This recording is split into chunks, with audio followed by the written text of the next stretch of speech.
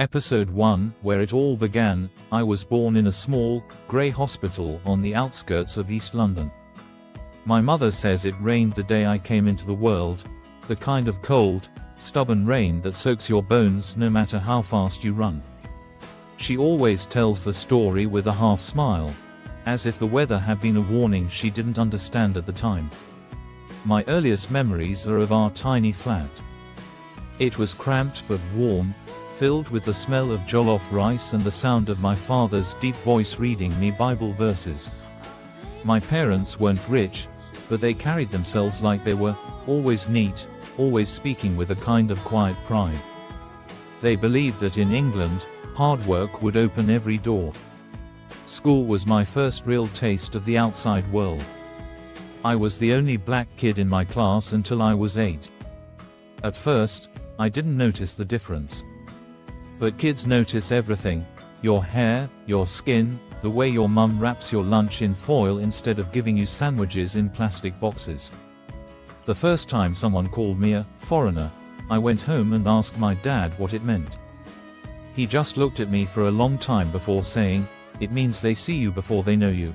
I didn't understand then. I do now.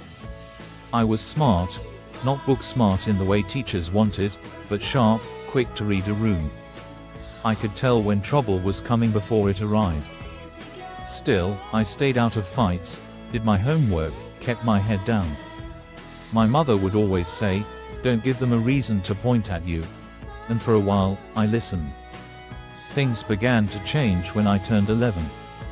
That was when my father lost his job at the post office.